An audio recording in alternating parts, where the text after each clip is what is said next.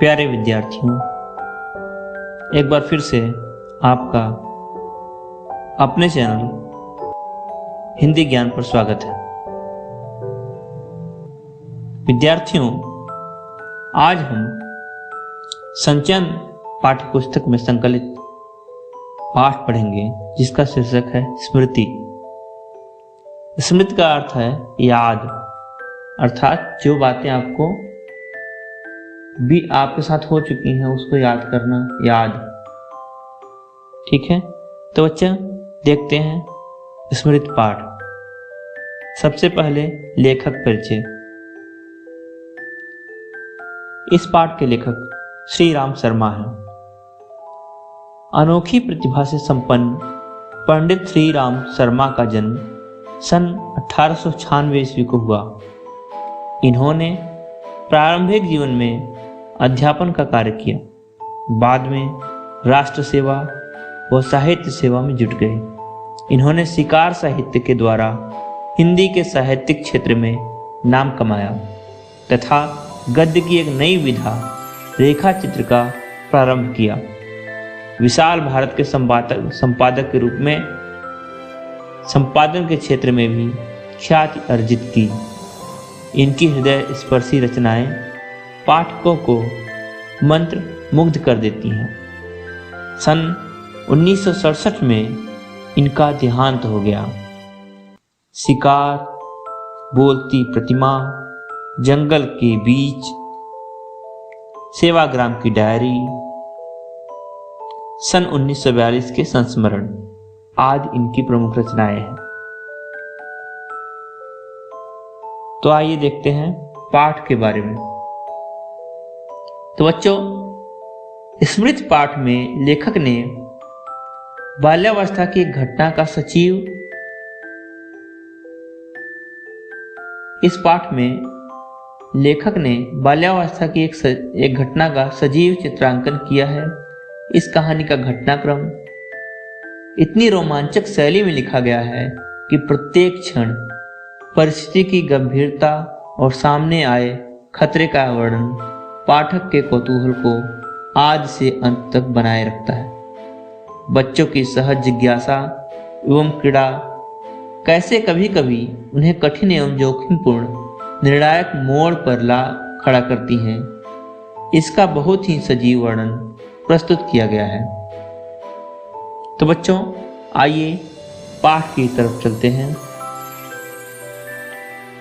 तो प्रस्तुत है पाठ स्मृति। सन 1908 ईस्वी की बात है। दिसंबर का आखिर या जनवरी का प्रारंभ होगा। चिल्ला जाड़ा पड़ रहा था। 2-4 दिन पूर्व कुछ बूंदाबांदी हो गई थी, इसलिए शीत की भयंकरता और भी बढ़ गई थी। सायंकाल के 3:30 या 4 बजे होंगे। कई साथियों के साथ मैं झरबेरी के बेर तोड़ तोड़ कर खा रहा था कि गांव के पास से एक आदमी ने जोर से पुकारा कि तुम्हारे भाई बुला रहे हैं, शीघ्र ही घर लौट जाओ। मैं घर को चलने लगा। साथ में छोटा भाई भी था। भाई साहब की मार का डर था, इसलिए सहमा हुआ चला जाता था। समझ में नहीं आता था कि कौन सा कसूर बन पड़ा। डरते डरते घर में घुसा। आशंका थी कि बेर खाने के अपराध में ही तो पेशी न हो, पर आंगन में भाई साहब को पत्र लिखते पाया। अब पिटने का भय दूर हुआ। हमें देखकर भाई साहब ने कहा, इन पत्रों को ले जाकर मक्खनपुर डाकखाने में डालाओ। तेजी से जाना, जिससे कि शाम की डाक में चिट्ठियां निकल जाएं। ये बड़ी जरूरी है। तो इस तरीके से यह पहला अनुच्छेद। तो सन 1908 की बात है। स्मृति के अंतर्गत उनको याद है कि ये कौन से सन की याद थी। ये 1908 की बात थी। दिसंबर का आखिर, यह कंफर्म नहीं था उनको कि यह उनको निश्चित नहीं था कि दिसंबर का आखिर था या जनवरी का प्रारंभ। इनमें से ही कोई समय था कि दिसंबर का लास्ट था या जनवरी का स्टार्टिंग ही था। चिल्ला जाड़ा पड़ रहा था। चिल्ला जाड़ा मतलब बहुत तेज कड़ी सर्दी पड़ रही थी। 2-4 दिन पूर्व कुछ बूंदाबांदी हो गई थी। 2-4 दिन पहले क्या हुआ था, कुछ बूंदाबांदी मतलब थोड़ी बहुत बरसात हुई थी। बूंदाबांदी मतलब बूंद बूंद करके थोड़ी बहुत बरसात होना, इसलिए शीत की भयंकरता और भी बढ़ गई थी। इसलिए जो जाड़ा था और बढ़ गया था। सायंकाल के 3:30 या 4 बजे होंगे। जो सायंकाल मतलब शाम के समय के 3:30 या 4 बज रहे थे। तो कई साथियों के साथ मैं झरबेरी के बेर तोड़ तोड़ कर खा रहा था। जो लेखक है वह अपने कई दोस्तों के साथ झरबेरी के बेर, यहां पर नहीं मिलता, उत्तर भारत में आप झरबेरी के बेर होता है, प्लम बोलते हैं इसको, PLUM, प्लम।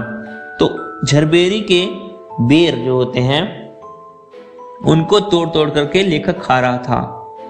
क्योंकि वो बचपन की बातें लिख रहा है, इसलिए उस समय ये सब करना बहुत अच्छा लगता है।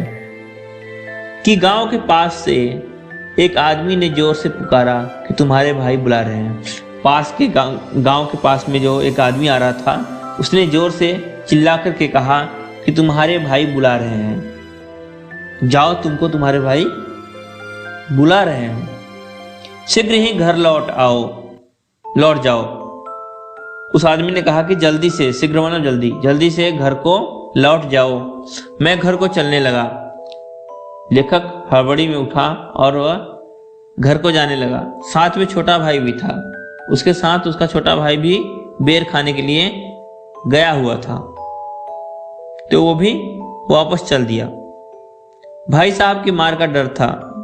भाई साहब से मार का डर लग रहा था कि भाई साहब मारेंगे कि हम शाम को बेर क्यों खा रहे हैं, ऐसा उनको डर था। इसलिए सहमा हुआ चला जाता था। सहमा मतलब डरा हुआ छोटा भाई उनके साथ जा रहा था। समझ में नहीं आता था कि कौन सा कसूर बन पड़ा। हमको समझ में नहीं आ रहा था कि आखिर हमने कौन सी गलती कर दी। लेखक को समझ में नहीं आ रहा था। डरते डरते घर में घुसा। लेखक उसका भाई जो था, डरते डरते घर के अंदर पहुंच गए। आशंका मतलब डर था, ठीक है। डर यह था कि बेर खाने का अपराध में ही तो पेशी न हो, मतलब बेर खाने का अपराध में ही हमको सजा न मिले। पर आंगन में भाई साहब को पत्र लिखते पाया। लेकिन देखा तो आंगन में बैठ करके भाई साहब जो थे वो पत्र लिख रहे थे। अब पिटने का भय दूर हुआ। ऐसा देख करके उनको कि वो पत्र लिख रहे हैं, तो दोनों भाइयों को जो पिटने का, मार खाने का डर था वो दूर हो गया। हमें देखकर भाई साहब ने कहा, दोनों भाइयों को देख करके भाई साहब ने कहा कि इन पत्रों को ले जाकर मक्खनपुर डाकखाने में डालो। उस समय की बात है 1908 की। तो उस समय डाकखाने ही पत्र ले जाते थे, डाकखानों से ही पत्र जाता था। तो लेखक के जो बड़े भाई साहब थे उन्होंने पत्र देते हुए कहा कि मक्खनपुर के डाकखानों में इन्हें देकर आओ। और उन्होंने एक और बात कही कि तेजी से जाना, मतलब जल्दी जाकर के पत्र डाकखाने में डाल दो, जिससे शाम की डाक से चिट्ठियां निकल जाएं। ये बड़ी जरूरी है। उन्होंने कहा कि जल्दी से जाकर के मक्खनपुर के डाकखाने में ये चिट्ठियां दे दो, जिससे शाम के डाक में जब डाक निकाली जाती है शाम को, तो उस डाक में चिट्ठियां मेरी चली जाएं और इनका जल्दी से पहुंचना बहुत जरूरी है। जाड़े के दिन थे ही, जिस पर हवा के प्रकोप से कपकपी लग रही थी। हवा मज्जा तक ठिठुरा रही थी। इसलिए हमने कानों को धोती से बांधा। माँ ने भुजाने के लिए थोड़े चने एक धोती में बांध दिए। हम दोनों भाई अपना अपना डंडा लेकर घर से निकल पड़े। उस समय उस बबूल के डंडे से जितना मोह था, उतना उस उम्र में राइफल से नहीं। मेरा डंडा अनेक सांपों के लिए नारायण वाहन हो चुका था। मक्खनपुर के स्कूल और गांव के बीच पड़ने वाले आम के पेड़ों से प्रतिवर्ष उससे आम झुरे जाते थे। इस कारण वह मूक डंडा सजीव सा प्रतीत होता था। प्रसन्न वदन हम दोनों मक्खनपुर की ओर तेजी से बढ़ने लगे। चिट्ठियों को मैंने टोपी में रख लिया क्योंकि कुर्ते में जेबें न थी। तो वो समय जो था जाड़े का था, और क्या हुआ कि तिस पर हवा के प्रकोप से कपकपी लग रही थी, और जाड़े के मौसम में भी हवा चल रही थी। हवा के प्रकोप से मतलब हवा के तेज होने से, हवा के कारण कपकपी लग रही थी, मतलब उसका उन दोनों भाइयों का शरीर कांप रहा था। हवा मज्जा तक ठिठुरा रही थी। जो हवा जो है, मज्जा होता है जो हमारे शरीर में हड्डियां होती हैं, बोन्स, उनके अंदर एक पदार्थ होता है हड्डियों के अंदर, उसे मज्जा कहते हैं। तो ऐसी हवा चल रही थी जो अंदर हड्डी के अंदर तक ठंडक पहुंचा रही थी, मज्जा तक ठिठुर जा रहा था, मतलब बहुत तेज ठंड लग रही थी। इसलिए हमने कानों को धोती से बांधा। दोनों भाइयों ने अपने कानों को धोती से बांध रखा था। माँ ने भुजाने के लिए थोड़े चने एक धोती में बांध दिए। पहले क्या होता था, हम चावल हुआ, चना हुआ, ये सब चीजें, जौ हुआ, ये सभी अनाज को हम लोग क्या करते थे, ग्रेन्स को भुजाते थे, भुनाते थे। तो माँ ने भुजाने के लिए थोड़े चने एक धोती में बांध दिए। माँ ने धोती में बांध करके थोड़े चने दे दिए कि इनको आते वक्त भुजा लेना। हम दोनों भाई अपना अपना डंडा लेकर घर से निकल पड़े। बड़ा भाई और छोटा भाई, दोनों भाई अपना अपना डंडा, दोनों अपने डंडे को लेकर के घर से निकल पड़े। उस समय उस बबूल के डंडे से जितना मोह था उतना इस समय इस उम्र में राइफल से नहीं। मतलब कि उस डंडे को वो बहुत मानते थे, उनको बहुत ही उनसे प्रेम था उस डंडे से, बबूल के डंडे से। क्योंकि उस समय उस डंडे से इतना प्यार था कि इस समय जब लेखक बड़ा हो चुका है और राइफल से भी उतना प्यार नहीं कर सकता था जैसा प्यार वह उस बबूल के डंडे से करता था। क्योंकि बचपन में ऐसी चीजें हमें बहुत ही अच्छी लगती हैं जो कि बड़े होने पर वो वैसा उनका महत्व नहीं रह जाता। मेरा डंडा अनेक सांपों के लिए नारायण वाहन हो चुका था। जो लेखक का डंडा था बबूल का, वह अनेक सांपों के लिए, कई सांपों को नारायण वाहन हो चुका था। मतलब नारायण के पास पहुंचा चुका था, मतलब उनको मार दिया था। उस डंडे से उसने कई सांपों को मारा था। मक्खनपुर के स्कूल और गांव के बीच पड़ने वाले आम के पेड़ों से प्रतिवर्ष उससे आम झूरे जाते थे। मक्खनपुर जो उसका स्कूल का गांव था, वहां पर उसका स्कूल था। लेखक का स्कूल कहाँ था? मक्खनपुर में। और उसके गांव के बीच में रास्ते में पड़ने वाले जितने भी आम के पेड़ थे, उनसे प्रतिवर्ष हर साल उस डंडे से ही आम झूरे जाते थे, मतलब तोड़े जाते थे। उस बबूल के डंडे से ही लेखक स्कूल से घर आते समय या स्कूल से घर जाते समय बीच में आम के पेड़ों को से आम तोड़ता था हर साल। इस कारण वह मुक डंडा सजीव सा प्रतीत होता था। इसलिए लेखक को उस डंडे से बहुत लगाव था, बहुत प्रेम था। और वह डंडा मूक था। मूक मतलब बिना बोलने वाला डंडा था। वह सजीव सा प्रतीत होता था, मतलब उसमें जान है ऐसा वो लगता था। प्रसन्न वदन हम दोनों मक्खनपुर की ओर तेजी से बढ़ने लगे। दोनों भाई प्रसन्न वदन मतलब खुश होकर के, प्रसन्न चेहरे से दोनों भाई मक्खनपुर की ओर तेजी से बढ़ने लगे। दोनों भाई मक्खनपुर की ओर जा रहे थे। चिट्ठियों को मैंने टोपी में रख लिया। लेखक ने चिट्ठियों को कहाँ रखा?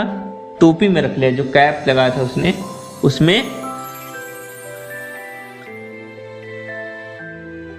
उसने चिट्ठियों को रख लिया, क्योंकि कुर्ते में जेबें न थी।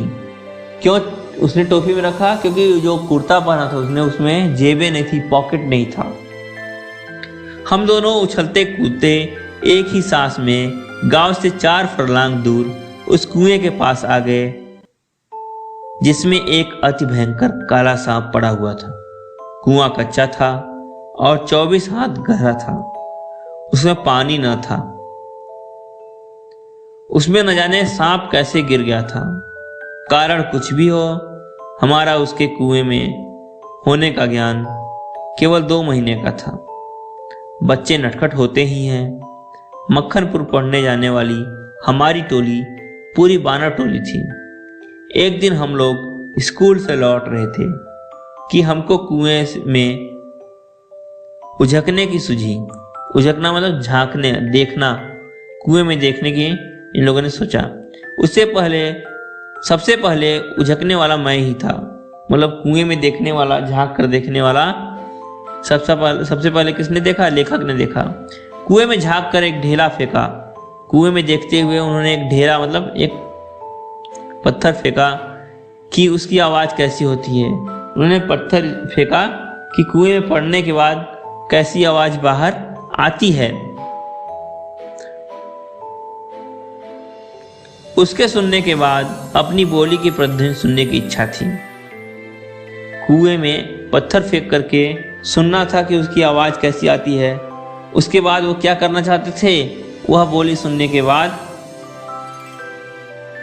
अपनी बोली की प्रतिध्वनि सुनने की इच्छा थी। मैं उसमें जोर से बोलूंगा कुएं के अंदर, तो उसके बाद प्रतिध्वनि आती है, बाहर इको आता है, उसको भी उनको सुनने की इच्छा थी। पर कुएं में ज्यों ही ढेला गिरा त्यों ही एक फुसकार सुनाई पड़ी। कुएं के किनारे खड़े हुए हम सब बालक पहले तो उस फुसकार से ऐसे चकित हो गए जैसे किलोले करता हुआ मृग समूह अति समीप के कुत्ते की भौंक से चकित हो जाता है। उसके उपरांत सभी ने उछल उछल कर एक एक ढेला फेंका और कुएं से आने वाली क्रोधपूर्ण फुसकार पर कहे लगाए। तो जो लेखक है वो कहां पहुंच गया? गांव से 4 फरलांग दूर पर कुएं के पास पहुंच गया। उस कुएं में एक भयंकर सांप रहता था। कुआं कच्चा था, मतलब उसमें पत्थर से जड़ाव नहीं हुआ था। मिट्टी से बना हुआ कुआं था। कुआं कच्चा था और 24 हाथ गहरा था। उसकी गहराई 24 हाथ थी। उसमें पानी नहीं था, लेकिन पता नहीं किस तरीके से उसमें सांप गिर गया था। कारण कुछ भी हो, हमारा उसके कुएं में होने का ज्ञान केवल 2 महीने का था। मतलब हम 2 महीने पहले ही जान पाए कि उसमें सांप रहता है। ठीक है। बच्चे नटखट होते ही हैं। जो बच्चे होते हैं वो शरारती होते हैं। मक्खनपुर से पढ़कर आने वाली लेखक की जो दोस्तों की टोली थी वो भी बहुत शरारती थी। एक दिन वो स्कूल से लौट रहे थे कि उनको लगा कि हमें कुएं में झांकना चाहिए। तो कुएं में झांकने के लिए सब लोग वहां पहुंच गए। तो लेकिन लेखक ने सबसे पहले कुएं में झांका। कुएं में झांक करके उसने एक ढेला फेंका, एक पत्थर फेंका, तो पता करना चाहा कि उसकी आवाज कैसी होती है। ठीक है।